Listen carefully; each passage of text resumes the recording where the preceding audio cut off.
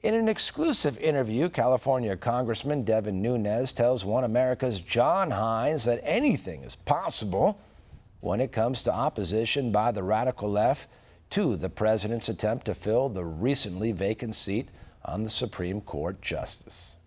Take a look.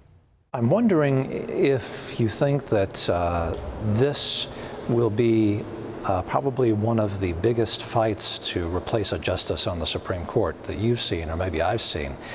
Do you anticipate this being a very ferocious battle? Well, like everything that's going down in this country, when you have one of the political parties that's becoming a socialist and radical party, radical things happen. We watched it during the Russia collusion hoax, how they weaponized the intelligence services, how they attacked people like myself who were just trying to get to the bottom of it.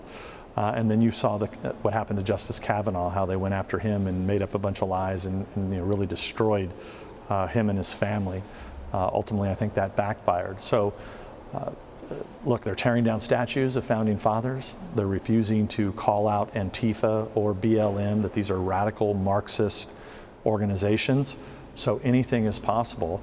And I don't know who's going to be nominated at this point. But the two candidates that appear to be rising at the top seem extremely qualified, both women. But I don't put anything past the radical left in this country. I assume they're gonna go crazy again.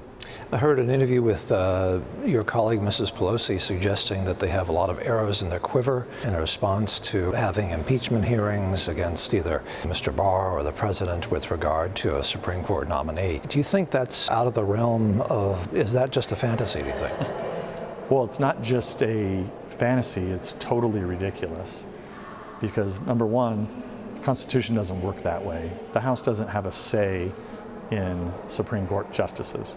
The president nominates, and then the Senate either confirms or rejects that nominee. It's plain and simple.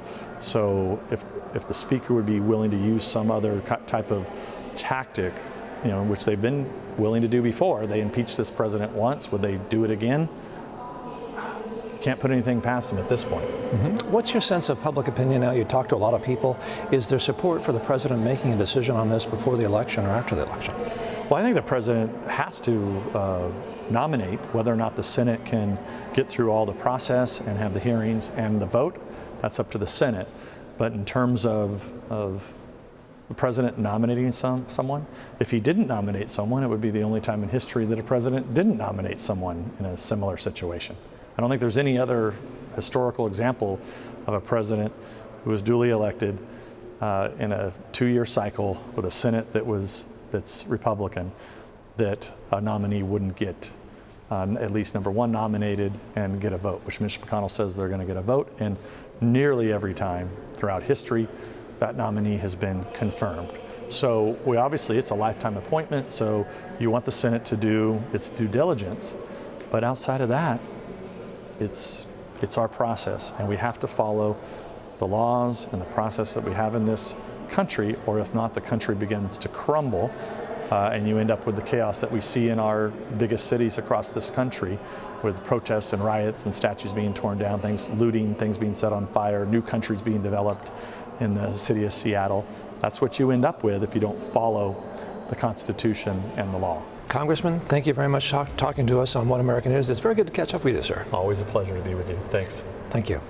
Want to see more videos like this? Click on the link below and subscribe to One America News on YouTube. And call your cable provider and kindly demand that One America News is added to your lineup. Call and subscribe today.